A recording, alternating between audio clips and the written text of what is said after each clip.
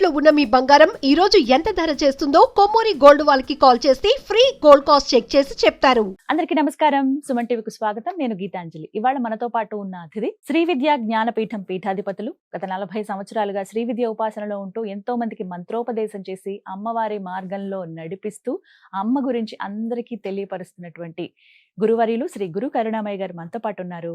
వారితో మాట్లాడదాం. గురుగారు నమస్కారం అండి. నమస్కారం. మిమ్మల్ని పూజించుకునేటువంటి రోజు వ్యాస పూర్ణిమ. మరి విశిష్టత మాట్లాడుకుందాం. అసలు ఎలా జరుపుకోవాలండి? గుడికి వెళ్తాం, వచ్చేస్తాం, అక్కడి వరకే అంతేనా? ఇంకా ఏమైనా ఉందా? అసలు ఏ విధంగా జరుపుకోవాలి వ్యాస పూర్ణిమ, ఆషాఢ పూర్ణిమ? గురు పూర్ణిమ అంటారు, వ్యాస పూర్ణిమ గురు పూర్ణిమ అంటాం. అందరికీ ప్రత్యక్షంగా ఒక రూపంలో గురువు దొరికే భాగ్యం అందరికీ ఉండకపోవచ్చు. గురువు ఉండడం ఒక భాగ్యం. కానీ ప్రత్యక్షంగా ఉన్నా లేకపోయినా ప్రతి ఒక్కడికి ఒక గురువు ఉన్నాడు. అది తెలుసుకుంటే చాలు. గురు పూర్ణిమ నాడు ఏం చేయాలో అర్థమైపోతుంది. ఇప్పుడు గురు పూర్ణిమ నాడు గురువును పూజించుకోవాలి అన్నారు. ఆ గురువు ఎవరు? మీ షూట్ మొదలడానికి ముందు నేను ఇలా పెట్టుకున్నాను, మీరు చూసారో లేదో. ఆ గురువు యొక్క స్థానాన్ని శాస్త్రం చెప్తుంది. గురువు రూపంలో ఉన్నటువంటి గురువా లేక ఇంకేదైనా అని ఆలోచించినప్పుడు ఇక్కడ శివపాదము, ఇక్కడ శక్తిపాదం, 2 పాదాలు ఉన్నాయి. ఊహించుకోండి. ఇది అనాలిసిస్, సెల్ఫ్ అనాలిసిస్. అంటే నన్ను నేను ఎప్పుడు విశ్లేషణ చేసుకుంటూ ఉండాలి. మనం ఆపోజిట్ చేస్తాం, ప్రపంచాన్ని విశ్లేషణ చేస్తాం, మనల్ని మర్చిపోతాం. సెల్ఫ్ అనాలిసిస్ చేసుకోవాలి. అది శివుడు. ఆ థాట్స్, ఇది బ్లిస్ అంటే ఆనందం కాదు, ఒక రకమైన తన్మయత్వంతో కూడిన బ్రహ్మానందం. ఈ రెండింటినీ నేను శివపాదము, శక్తిపాదం, గురుపాదాల కింద నేను ఊహించుకుంటున్నాను. అది నేను ప్రత్యక్ష రూపంలో ఉన్న గురువు దొరికాడు అనుకోండి, నాకు 25 ఏళ్ళప్పుడు దొరికాడు. ఆయన అనుగ్రహం చేత అన్నీ సైలెంట్గా నేర్చేసుకుంటాం. లేనప్పుడు ఇలాంటివి విన్నప్పుడు కానీ, పుస్తకం చదివినప్పుడు కానీ, నన్ను నడిపించేటటువంటిది లలితా సహస్రనామంలో అమతిర్మేధ శృతి స్మృతి అనంతమా పుణ్యకీర్తి పుణ్యలభ్య అని ఒక లైన్ ఉంది. మతి అంటే ఆలోచన, అమతి అంటే ఆలోచన కన్నా ముందుంటుంది అమ్మ. అంటే ఆలోచన మీది కాదు, ఆలోచన మీది కాదు, ఈ పదం నాది కాదు. పదం పలికించడానికి వచ్చే పల్సెస్ వెనకాతలు ఉండేది అమ్మ. అలా ఆలోచించడం ఎక్కడ ఉంటుంది? పూర్వజ. ఆమె వెనకాతలు ఎవరు లేదు, అన్నిటికీ వెనకాతలు ఉన్నది. అందుచేత ఈ యొక్క శివపాదము, శక్తిపాదం వల్ల నన్ను నేను ఎప్పుడూ అనాలిసిస్ చేసుకుంటుండాలి, ప్రపంచాన్ని నేను ఎప్పుడూ ఒప్పుకుంటూ ఉండాలి అన్న తత్వాన్ని నేను పాటిస్తూ ఉంటే నా గురువు నేను అంటే అర్థమైనట్టే. గురు గీత అని ఒకటి ఉంది. ఆ గురు గీతలో చెప్పింది తూచా. ఒక గురు పూర్ణిమ నాడే వచ్చేసి గురువు ఎక్కడుంటే వచ్చేసి దక్షిణలు ఇచ్చేయడం, బట్టలు ఇచ్చేసేయడం, శాస్త్ర నమస్కారం ఇలా ఇలా ఇలా అని పెట్టేయడం చేస్తూ ఉంటాం. ఎక్స్ట్రా అప్పుడు మాత్రమే అప్పుడు కూడా రాని వాళ్ళు ఉన్నారనుకోండి చాలా మంది. నువ్వు ప్రపంచంలో ఎక్కడున్నా సరే అట్లీస్ట్ గురు పౌర్ణమి నాడు వెళ్ళి గురువుని దర్శించుకోవాలి. రక్త శుక్ల ప్రభామిశ్రం అతర్క్యం త్రైపురం మహ అవాన్మానస గోచరం అంటారు. గురుపాదాలు ఇవన్నీ తెలియదు. నీకు వాక్కుతో వివరించడం కానీ, మనసుతో ఊహించడం కానీ, శక్యము కానీ అతీతమైనటువంటి రూపమే గురుపాదము. రక్త శుక్ల ప్రభామిశ్రం. రక్త అంటే అమ్మవారి పాదం, శుక్ల అంటే వైట్ అయ్యవారి పాదం, రక్తము అంటే త్యాగనిరతి జ్ఞానము, శుక్లము అంటే శుద్ధ సత్వ జ్ఞానము. ఈ రెండూ కలిసిందే గురుపాదాలు. లాస్ట్ వర్డ్ అతర్క్యం త్రైపురం మహహ అన్నాడు. అంటే గురువుని గురించి నువ్వు తర్కంలో ఆలోచించడానికి 3 లోకాల్లోనూ నీకు సాధ్యం కాదు. గురువే అల్టిమేట్. మా గురువుగారు శివరాత్రి నాడు ఉల్లిపాయ పకోడీ ఇచ్చారు నాకు. ఏంటనుకున్నారు మా గురువుగారు? తీసుకోవాల్సిందే. మహాప్రసాద్. మనసులో డౌట్లు ఉన్నా కూడా ఎప్పుడు బిగినింగ్ లో చూశారు. చాలా నియమాల్లో ఉపవాసాలు అది ఇది అంటే సుబ్బు ఇలా రా అన్నాడు. ఉమ్. తాను కొంచెం ఇలా అంటే, నువ్వు తీసుకోను ఇవాళ తెలుసు తిను అంటే అది ఏమిటి నాకు కనబడ్డానికి ఉల్లిపాయ పకోడీ అయినా అది నిజంగా కాకపోవచ్చు. ఉమ్. ఆయనకి ఏదైనా చేయగల శక్తి ఉందనుకోవాలి ఆహా. గురువుని. అతర్క్యం. ఉమ్. అందుకే చెప్తారు చూడండి, గురువు అంటే ఎవరు అంటే భారతంలో చెప్తారు, కృష్ణుడు అర్జునుడు నడుస్తూ ఉంటే కృష్ణుడు బావా ఆడు చిరకుంది చూసావా బాగుందా అంట, ఉమ్.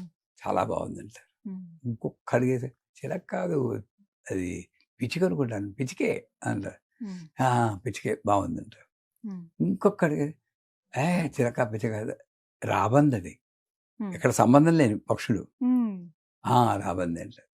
నీకంటూ ఒక ఒపీనియన్ లేదా అంటాడు. ఉమ్. కృష్ణ నువ్వు గీతాచార్యుడివి, ఉమ్. నువ్వు అదే ఏదంటే అది చెప్పారు. అదే, ఒకవేళ కాకపోయినా మార్చగల శక్తి ఉన్నవాడు నువ్వు అంటాడు. అది మర్చిపోకూడదు. ఉమ్. చిలకని పిచికిగాను పిచికని రాబందుగాను మార్చగల శక్తి ఉన్నవాడే గురువు. ఉమ్. అంతేది గురువు ఇలా చెప్పాడు, ఇది కరెక్టా కాదా అని ఇంటర్నెట్లో వెళ్ళి వెతుక్కోవడం, ఆ గురువు అలా చెప్పాడు, ఈ గురువు అలా చెప్పాడు, ఇది జీవితాలు వేస్ట్ చేస్తూ ఉంటాం. ఉమ్. నాకు మంత్రాన్ని ఇచ్చిన గురువు ఏం చెప్తే అదే వేదం, ఉమ్.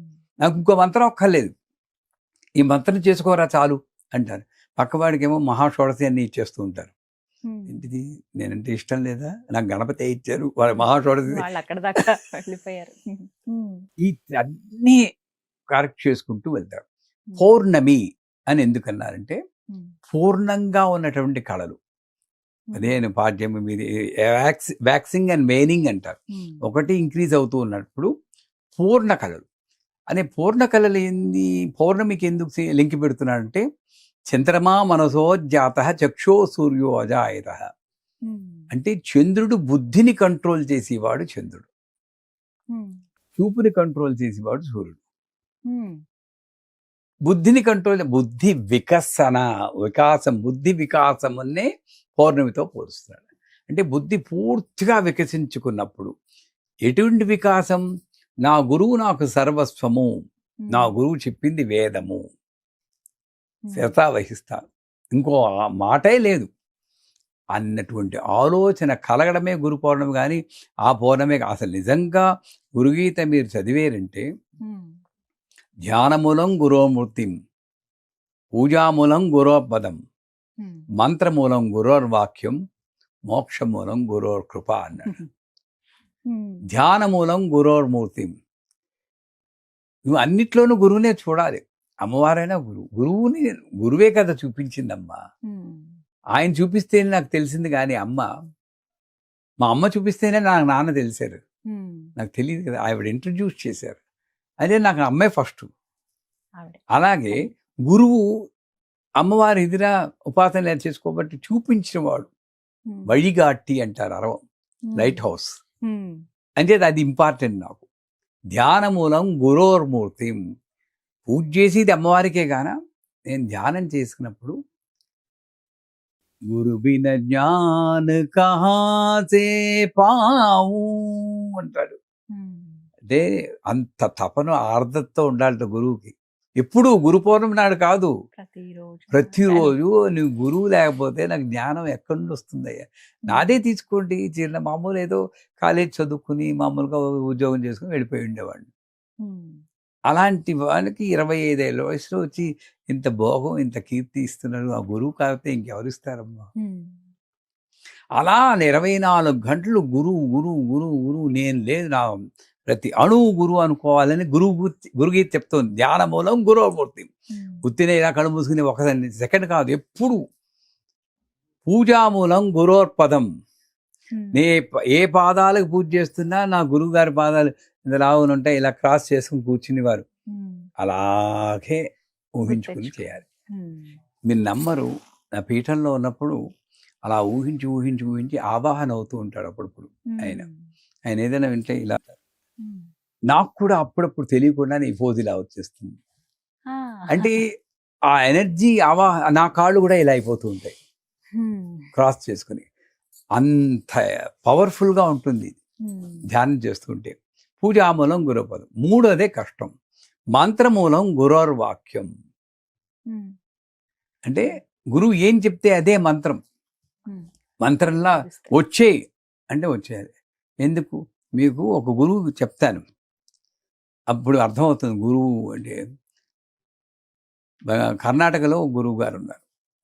ఆయన అమెరికాలో పనిచేస్తున్నప్పుడు ఒకళ్ళు ఎవరో కపుల్ని వారం రోజులు ఇండియా వచ్చి అన్నారు. రిజైన్ చేసి ఇండియా వచ్చారు, జాబ్ కూడా వెతుక్కోకుండా. ఏం చేయమన్నారు అంటే, ఏదో ఉద్యోగం అప్లై చేసుకో, వాడేమో ఉంటాయి కదా అన్నారు. మీ నెంబర్ ఉద్యోగం అప్లై చేస్తే అక్కడ వచ్చిన దానికి రెట్టింపు జీతంతో వచ్చింది. ఇంకా స్టోరీ ఎండ్ అవ్వలేదు. వాడికి ఒక పిల్లాడు ఉన్నాడు, చూసుకోవడం మనిషి లేదు. హార్డ్వేర్ ఇంజనీర్ ఒక ఆవిడ ఉంటే నువ్వు రిజైన్ చేసి ఆవిడకి ఆయాలా వెళ్ళన్నారు. అంటే గురువు అంటే ఎంత శరణాగతి పొందాలో చెప్తున్నాను. ఉత్తినే ఇలా పెట్టుకుంటాం మనం. వెంటనే వెళ్ళిపోయింది. హాయిగా భజనలు పాడుకుంటూ హాయిగా ఆనందంగా ఉంది. ఎలా ఉందో? చాలా ఆనందంగా ఉందండి భజనలు. మీకు నాకు ఫ్యామిలీ లేదు, సింగిల్ లేడీ నేను. ఫ్యామిలీ పని చేయి, మానేసేసి ఆశ్రమంలో వంట చేయి అన్నారు. అది పీకేశారు, వంటకి ఇచ్చారు. సో అట్లాగా ఎంత పరీక్షలు పెట్టి మారుస్తాడో అతను గురువు. అదే మంత్రమూలం గురువాక్యం. పూజ మోక్షమూలం గురోర్కృప. ఒక గురువు సంతృష్టి చెందేట ముక్కోటి దేవతలు సంతృష్టి చెందుతారు. గురువుని సంతృష్టి పెట్టేది డబ్బు కాదు, కాళ్ళు పట్టడం కాదు. గురువు ఏమిటైతే ఒక సంకల్పం పెట్టుకుంటాడో, ఒక ఫోకస్ విజన్ పెట్టుకుంటాడో, ఆ విజన్ని 10 మందికి పంచడం. గురు వాక్యాన్ని 10 మంది ధర్మ ప్రచారం అంటారు. అది చేస్తే గురువుకి సంతోషం. అంటే ఈ గురు పౌర్ణిమ నాడు ఏం చేయాలంటే దక్షిణామూర్తి స్తోత్రం, విశ్వం దుశ్యం దర్పణ నగరి అంటే దక్షిణామూర్తి స్తోత్రంలో గురువుని గురించినటువంటి మౌన వ్యాఖ్యా ప్రకటితం అంటారు. గురోస్తు మౌనం శిష్యోత్తు చిన్న సంశయ అని ఏదో వస్తుంది. గురువు మౌనంగా కూర్చుంటారు. మా గురువు గారు అలా కూర్చుని వారు ఇలాగా దేవిపురంలో. మేము అలా కింద కూర్చున్నాం, 3-4 ఉండేవాళ్ళం. ఆయన ఏం చెప్పేవారు కదా, ఇలా కూర్చు అయిపోయింది. మా ఎక్స్పెక్టేషన్ ఏదైనా ఒక ముక్క చెప్తే విందామని, ఏమీ చెప్పరు. వెళ్దామా అనేవారు, వచ్చేసేవాడు. రోజులు కానీ మాకు తెలియకుండానే మాకు డౌట్లు ఏమీ లేకుండా అయిపోయింది. మౌనంగా ఉండి శిష్యుల యొక్క సందేహాన్ని పోగొడతాడు గురువు. అటువంటి గురువుని ఆ గురు పౌర్ణమి నాడు ప్రత్యక్షంగా ఉంటే దర్శనం చేసుకోవడం, నీ అనుభవాలు చెప్పడం, గురువు సంతోషిస్తాడు. తండ్రికి పిల్లవాడు వచ్చి, నాన్న బాగా మార్కులు వచ్చాయనన్నా, నేను 99 వచ్చేసింది, క్లాస్ ఫస్ట్ వచ్చిండే, పేరు నిలిపేవరా అనుకుంటా. అదే గురువు అంటాడు శిష్యుడికి, గురుగారు మీరు రోజు చలి చేస్తున్నాను, చాలా మార్పు వచ్చేసిందని అంటే తృప్తి. ఆ తృప్తి గురువుకి వారు. అందుకే మా గురు పౌర్ణమి నాడు ఓన్లీ అనుభవాలు చెప్పమంటాం. అనుభవాలు అన్నప్పుడు గురువుగారు అంత ఇది ఇంత ఇది స్తోత్రం చేయడం కాదు. ఈ గురువు వచ్చినందువల్ల నీ జీవితంలో ఏం మార్పు వచ్చిందో చెప్తే అప్పుడు గురువు సంతోషిస్తాడు. అప్పుడు అలా ఉండేవాడిని, ఇప్పుడు ఇలా అయ్యాను, అది గురు కృపాని. సో అంచేత దక్షిణామూర్తి స్తోత్రంతో గురు మండల పూజ అని ఒకటి ఉంది, అది తెలిసిన వాళ్ళు చేయడం. గురు అష్టోత్తరం ఉంటుంది, మీకు మామూలు ఇంటర్నెట్లో కూడా దొరుకుతుంది. దక్షిణామూర్తి అష్టోత్తరం కానీ, గురు అష్టోత్తరం కానీ, దత్తాత్రేయ అష్టోత్తరం కానీ, ఎవరి పద్ధతి ప్రకారం వాళ్ళు అష్టోత్తరం పూజ చేసుకుంటూ, గురుమండలం అంటే ఏమీ లేదు, హెక్సగన్ షట్కోణం. ఆ షట్కోణం గీసుకుని షట్కోణానికి పూజ చేసి యథాశక్తి గురువు పేరు మీద దానాలు చేయడం, ఆయన పేరు మీద ఎవరికో లేని వాళ్ళకి ఇవ్వడం చేయడం. ఇది ఒక పార్ట్ ఆఫ్ ది గురు పౌర్ణమి. రెండో పార్ట్ ఏంటంటే నా గురువుకి ఏది ఇష్టమో అది చేయడం. గురువు హోమం చేస్తాం ఆ రోజు. మా గురువు గారు చెప్పానుగా పకోడీలు చాలా ఇష్టం, అంచేత ఆ హోమంలో ఆహుతులు పకోడీలే. ఎందుకంటే నాకు యజ్ఞ దేవత గురువే కదా, ఆ గురువుకి పకోడీ ఇష్టమైతే నేను పరమాన్నం అయితే దాని షుగర్ పెరుగుతుంది. అంటే అంత ప్రత్యక్షంగా నేను చూడాలి. ఇప్పుడు నా పేరు మీద హోమం చేశారు అనుకోండి, మా శిష్యులు ఏం వేస్తారు తెలుసా? పాలకోవ. ఓ మీకు అంత ఇష్టం. పాలకోవాలు వేస్తూ చేస్తుంది. అంటే రసగుల్లాలు ఇష్టం, కానీ అది వేస్తే హోమం సరిగ్గా పాలకోవాలు వేస్తూ అంటే హోమం అనే ప్రతీక ఏంటంటే నా గురువుకి ఏది ఇష్టమో సమర్పించడం. అది చేయడం. ఆ రోజు చివరికి ఆ రోజంతా గురు మంత్రం అని ఒకటి ఉంటుంది. గురువు గారు దీక్షిస్తున్నప్పుడు గురు మంత్రం ఉంటుంది. ఆ గురు మంత్రాన్ని యథాశక్తి జపం చేయడం. అన్నిటికన్నా ముఖ్యం ఈ శ్లోకాన్ని ఎప్పుడు పఠించడం. ధ్యానమూలం గురోమూర్తిం, పూజామూలం గురోపదం, మంత్రమూలం గురోవాక్యం, మోక్షమూలం గురోర్పం. ఈ 4 లైన్లు చదువుకుంటూ గురువు ఉన్నవాడు చదువుకోవచ్చు, గురువు లేనివాడు చదువుకోవచ్చు. ఎందుకంటే ఇక్కడ నుండి వచ్చే ఆలోచనలే నన్ను కంట్రోల్ చేస్తుంది. కాబట్టి ఈ మంత్రం చెప్పుకున్నంతసేపు ఈ ఆలోచనలు కంట్రోల్ అయ్యి, ఇప్పుడు చూడండి బుద్ధుడిది బొమ్మలు వేసినప్పుడు ఇలా వికసించినట్టు వేస్తారు, అవునా కదా? మనకి ఎప్పుడు అలా వికసించినట్టు కనపడదు ఇక్కడ. అంటే వికసిత చిత్తం అలాంటిది గురువు యొక్క ధ్యానం వల్ల అవుతుంది. కాబట్టి ఆ గురుగీత ఒక పారాయణ ఒకటి చాలా బాగుంటుంది. గురువు కన్నా గొంతెత్తి మాట్లాడకూడదు. కొంతమంది చూడండి వైదికంగా కంచి కామకోటి పీఠం వెళ్ళినప్పుడు వాళ్ళు ఇలా మాట్లాడతారు, ఇలా పెట్టుకుని. ఎందుకు తెలుసా? మాట్లాడుతుంటే ఎంగిలి వారిని గురువు మీద పడుతుంది. గురువుతో మాట్లాడుతున్నప్పుడు ఇలా వంగి ఈ బిందు స్థానం గురువుకి కనబడాలట. ఇక్కడ నుండి ఆయన అనుగ్రహం ఆవిడ అనుగ్రహం నాకు అందుతుంది. కాబట్టి ఇలాగ అది ఒక పోస్చర్ అన్నమాట. గురువుకి సాష్టాంగ నమస్కారం చేయాలంటారు. గురువుకి మాట్లాడుతున్నప్పుడు కట్ చేసి మాట్లాడడం కానీ చేయకూడదు. నేను గురువు సమక్షంలో లేనప్పుడు గురువు ఏ ఊర్లో ఉన్నాడో ఎక్కడ ఉన్నా సరే ఆ దిక్కుగా నేను నమస్కారం పెట్టుకుని లేవాలి. ఇప్పుడు కాంచీపురంలో నేను ఉన్నాను, హైదరాబాద్లో శిష్యులు ఉన్నారు. కాంచీపురం నుండి హైదరాబాద్ను కాంచీపురం ఏ దిక్కులో ఉంటుందో ఆ దిక్కుకు నమస్కారం పెట్టుకుని నేస్తారు. ఇప్పుడు చూడండి ముస్లిమ్స్ కూడా మక్కా కేసి తిరిగి నమస్కారం పెడతారు. అన్ని మతాల్లోనూ అదే వాళ్ళకి అక్కడ గురువు. అంటే అర్థం ఏంటి? నా గురువు లేకుండా నా జీవితం సాగదు అన్న ఒక ఆలోచన కోసం అలా వేస్తారు. గురువుకి వీపు చూపించకూడదు అని రాస్తాడు. అంటే అర్థం ఏంటి? గురువుకు ముందు నడవకూడదని కాదు, గురువుని దాటి నాకే తెలుసు అన్నట్లు చెప్పకూడదు. ఇప్పుడు గణపతి మంత్రంలో ఎన్ని అక్షరాలు ఉన్నాయి అంటే 28 అంటారు. గణపతి మంత్రంలో అక్షరాలు 29 అన్నా అనుకోండి, 28 కదండి అన్నారంటే వాడు శిష్యుడు కాదు, అంతే. 29 వినడమే. అంటే గురువుని దాటి ముందు చెప్పడం కానీ, గురువు కన్నా ఉచ్చస్వరంలో పలకడం కానీ చేయకూడదు. అటువంటి కొన్ని నియమాలు ఒక 100 శ్లోకాల్లోనూ గురుగీతలో చెప్తారు. వాటిల్లో కొంచెమైనా మనం పాటించగలిగితే మనకి ట్రాన్స్ఫర్మేషన్ వస్తుంది. అంటే గురు పౌర్ణమి, వ్యాస పౌర్ణమి ఏ పేరుతో పిలుచుకున్నాడా అది మనల్ని ఉద్ధరించుకోవడానికి వచ్చిన మహత్తర అవకాశం కింద భావించి గురు పౌర్ణమి అందరూ 29 జూలై గురు పౌర్ణమి అంటారు. అసలు గుడికి వెళ్తే కూడా దత్తాత్రేయుల వారి దర్శనం, దక్షిణామూర్తి దర్శనం, అమ్మవారి ఇక్కడ ఉంటే ఇటు సైడ్లో ఉంటారు దక్షిణం కేసు, అక్కడ మహ్యం మేధాం ప్రజ్ఞాం ప్రయచ్చ స్వాహ అని దక్షిణామూర్తి మంత్రం. నా యొక్క మేధాం ప్రజ్ఞాం ప్రయచ్చ స్వాహ, నాకు మేధస్సుని అంటే ఉత్తమ జ్ఞాన ఆధ్యాత్మిక జ్ఞానం, ప్రజ్ఞాం ప్రసిద్ధ జ్ఞానాన్ని, ఆ జ్ఞానాన్ని ఎలా ఉపయోగించుకోవాలో వచ్చిన జ్ఞానం ప్రతిజ్ఞానం. అలానే దక్షిణామూర్తికి నమస్కారం పెట్టుకుని దేవాలయ దర్శనం, ప్రత్యక్షంగా గురువు ఉంటే గురు దర్శనం, లేదా అంటే పరోక్షంగా గురువుకి మంత్రం చెప్పుకోవడం, ఈ శ్లోకాలు చెప్పుకోవడం, నేను చెప్పినటువంటి ఆ గురు అష్టోత్తరం వారితోటి షోడశోపచార పూజ ఎవరికి చేయాలి? దత్తాత్రేయుల వారికి, దక్షిణామూర్తి వారికి, శివుడికి చేసినా కూడా పూర్తి ఫలితాన్ని పొందొచ్చు. చాలా చక్కగా సరే, ఆ రోజున ముందు తెలుసుకుంటాము, ఆ రోజున కూడా ఈ వీడియో చూస్తూ మీ దర్శనం కూడా అయిపోతుంది. చాలా సంతోషం అండి, ధన్యవాదాలు.